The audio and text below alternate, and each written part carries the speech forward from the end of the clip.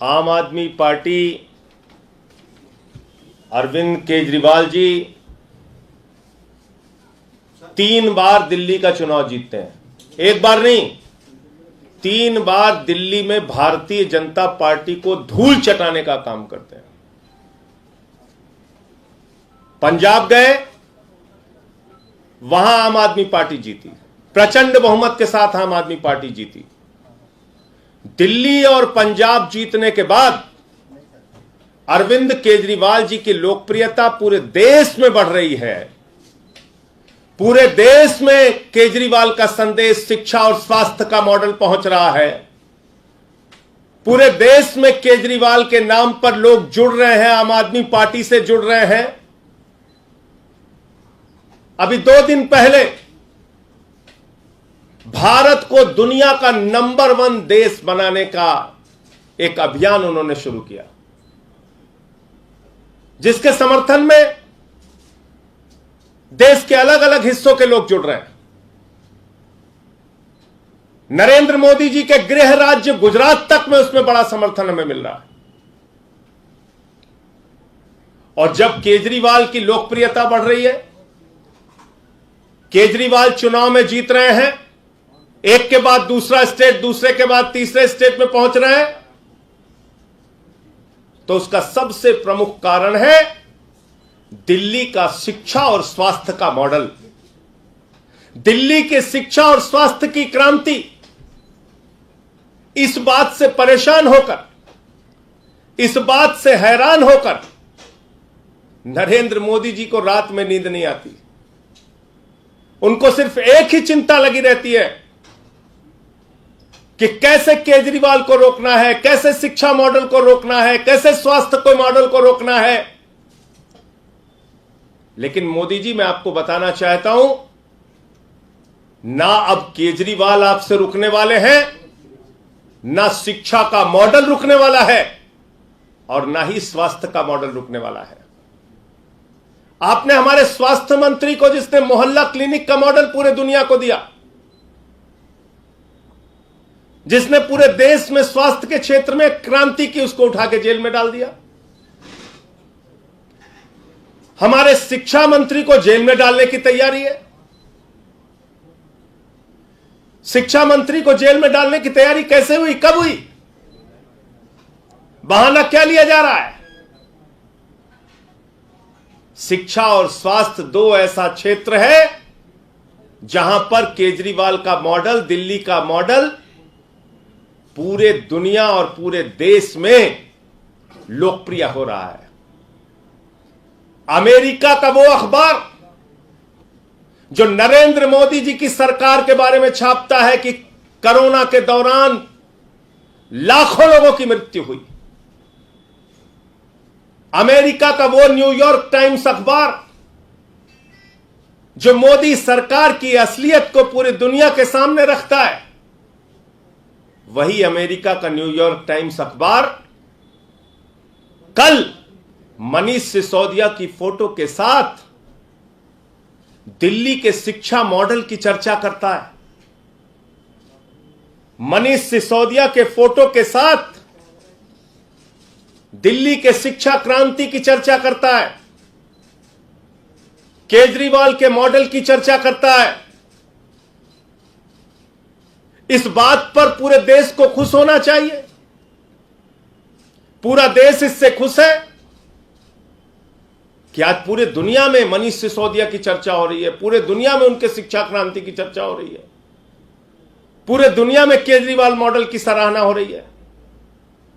लेकिन शर्म आती है, हमारे देश के प्रधानमंत्री की सोच इतने छोटे स्तर की सोच है कि दूसरे दिन ही वो मनीष सिसोदिया के घर पे सीबीआई भेज देते हैं।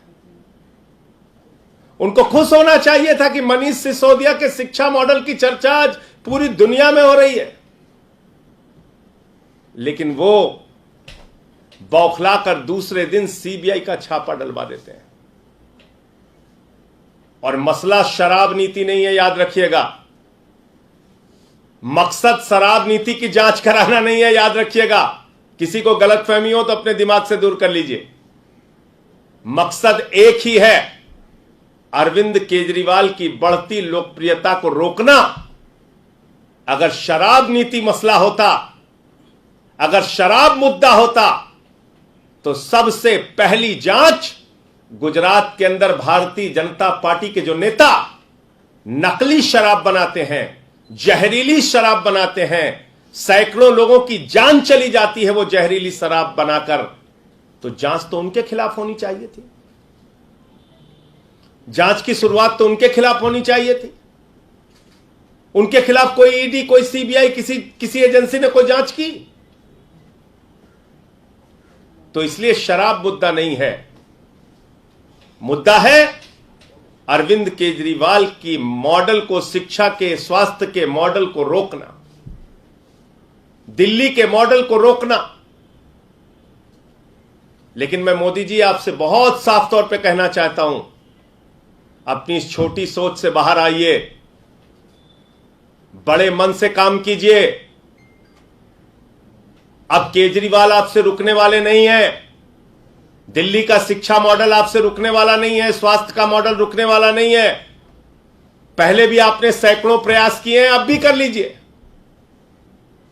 पहले भी आपने मुख्यमंत्री के दफ्तर पे सीबीआई का छापा मारा है, क्या निकला? आज तक कुछ नहीं निकला। मनीष सिसोदिया पे सीबीआई का छापा मार चुके हैं, क्या निकला? कुछ नहीं निकला। हमारे 40-40 विधायकों को पकड़ के जेल में डाला, कुछ क्या निकला? कुछ नहीं निकला।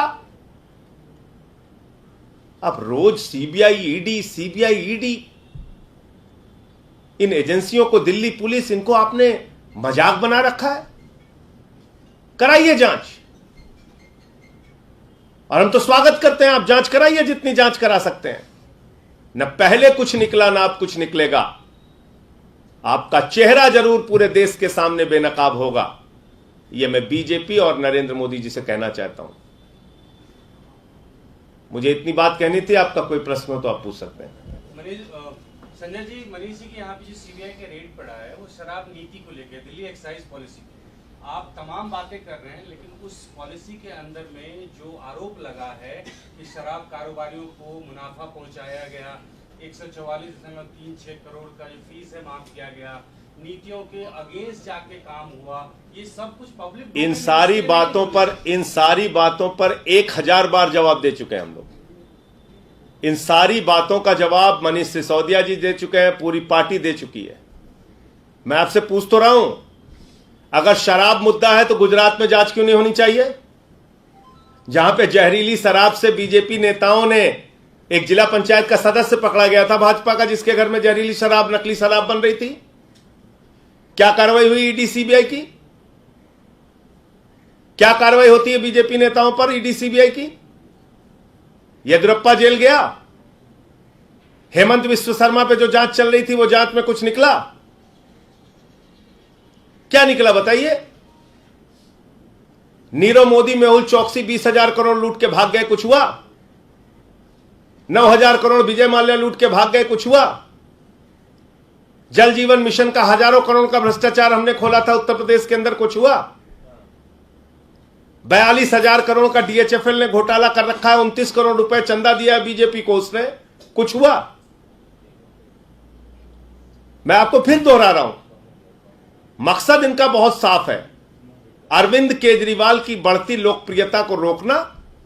मकसद इनका बहुत साफ है, शिक्षा और स्वास्थ्य का जो मॉडल आज पूरे देश में लोकप्रिय हो रहा है, पूरी दुनिया में लोकप्रिय हो रहा है, उसको बदनाम करना। इसी मामले वो उसमें कामयाब उनको मिलेगी नहीं। इसी मामले में विजिलेंस इंक्वायरी भी हुई थी सर, 11 अधिकारियों को खिलाफ कार्रवाई हुई थी जी। उसके बारे में पार्टी फैसला लेगी, क्या करना है, कैसे हम इस पे अपना जवाब देंगे। संजय जी, इसी मामले में विजिलेंस इंक्वायरी भी हुई थी और 11 अधिकारियों के खिलाफ कार्रवाई हुई। आपको लगता है कि मैं तो आपको याद दिला रहा हूं, ऐसे ही चीख के सारे उस समय भी चिल्लाते थे जब सीबीआई पहुंची थी मनीष सिसोदिया के घर, अरे बहुत बड़ा घोटाला पकड़ने आए हैं, कुछ निकला? कुछ नहीं निकला। 40-40 विधायकों को जब भी गिरफ्तार किया, इतनी ही गंभीरता के साथ, इतनी ही चिल्लाहट के साथ, इतना ही चीख के, उस समय भी भाजपा ही चिल्लाते थे, इस पे ये निकल गया, उस पे वो निकल गया, इस पे ये पकड़ा गया, उस पे राजेंद्र कुमार के कंपनियां पकड़ी गई हैं, फ्लैट पकड़ा गया है, बचेगा क्या? हुआ भाई आज तक? मैं पूछ तो रहा हूं आपसे, आप बताइए। लेकिन तो ऐसा पहली बार सुंगलू कमेटी बनाई, 400 फाइलों की जांच कराई दिल्ली सरकार की, बाद में कह दिया कुछ नहीं निकला। तो मैं आपको बता रहा हूं, दिल्ली का शिक्षा और स्वास्थ्य का मॉडल पूरी दुनिया में, देश में लोकप्रिय हो रहा है। उसको ही बदनाम करना है, उसको ही रोकना है। एक ऐसी छोटी सोच के प्रधानमंत्री अगर देश में हैं, तो शर्म आती है कि वो किस प्रकार से इस देश को आगे ले जाना चाहते हैं, कैसे वो इस देश को आगे बढ़ाएंगे।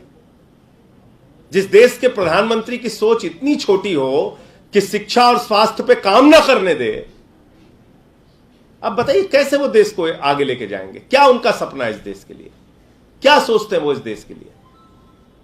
कांग्रेस कह रही है कि कांग्रेस कह रही है अच्छे से छापे पड़े हैं तो कोई नहीं बचेगा, अच्छी कार्रवाई हो जाएगी। सर, संदीप दीक्षित मैं ऐड कर देता हूं इसी में क्वेश्चन। पवन खेड़ा जी ने ट्वीट करके कहा है कि एजेंसी के निरंतर दुरुपयोग का एक बड़ा नुकसान यह भी होता है कि जब वो एजेंसी सही काम भी करे तब भी उसके कदम को दृष्टि से देखा जाता है, शक्ति दृष्टि से देखा जाता है। अब पता नहीं, कांग्रेसियों ने तो पूरे देश में अभी कुछ दिन पहले प्रदर्शन किया था ईडी के और सीबीआई के दुरुपयोग के खिलाफ। सारे मुख्यमंत्री, सारे नेता सड़क पे उतर के चिल्ला रहे थे, गलती कर दी, गलती कर दी। तो कांग्रेसियों का अगर ये दोहरा नजरिया है तो वो अपना वो जाने।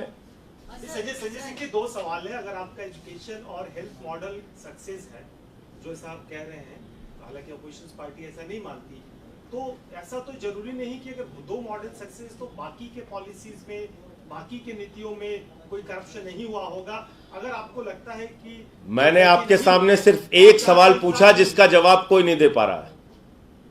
एक ही सवाल आपसे पूछा कि अगर वास्तव में शराब मुद्दा है तो जहरीली शराब से जिस गुजरात में 100 लोग से ज्यादा मारे गए, वहां पर किसकी ईडी और सीबीआई की जांच हुई अब तक? बताइए मुझे। कौन सा बीजेपी का नेता पकड़ा गया? बताइए मुझे। बीजेपी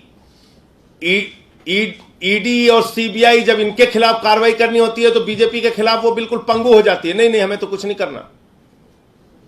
इसलिए मैं आपको कह रहा हूं ये बात। और क्या अकेले ये पहला मामला है? मैंने आपको गिना तो दिया कि कितनी बार इन लोगों ने कब ईडी, सीबीआई, दिल्ली पुलिस। अरे भाई, ये इस प्रकार से काम करते हैं। सोमनाथ भारती का कुत्ता पकड़ने 40 दिल्ली पुलिस वाले गए थे, कह रहे थे उसकी जबड़े की जांच करनी है। आप बताइए, ऐसे लोग हैं ये, इस तरह से काम करते हैं।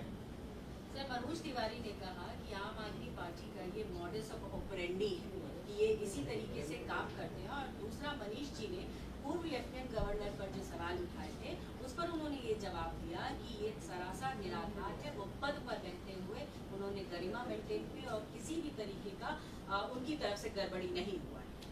तो मनोज तिवारी बगैर जांच के बैजल जी को क्यों क्लीन चिट दे रहे हैं भाई? उनकी क्या साठगांठ है? तो ये तो दोहरा रवैया है। एक तरफ भाजपा कहती है जांच हो जाने दीजिए, क्या फर्क पड़ता है, दूसरी तरफ कहती है नहीं नहीं उनकी जांच नहीं होनी चाहिए। तो किसको किसको हिस्सा मिला है? जांच होने दीजिए। ये कौन सा दोहरा रवैया है?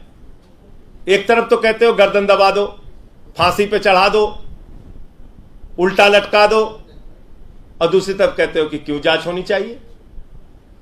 संजय जी, कपिल मिश्रा ने जो अखबार अभी आपने दिखाया, इसका फ्रंट पेज और खलीज टाइम्स दोनों का ट्वीट करते हुए कहा है कि ये दोनों पेड खबरें हैं जो आम आदमी पार्टी अपने विस्तार के लिए फैला रही है। तो वो उन्हीं से सवाल पूछेगा। खत्म कर।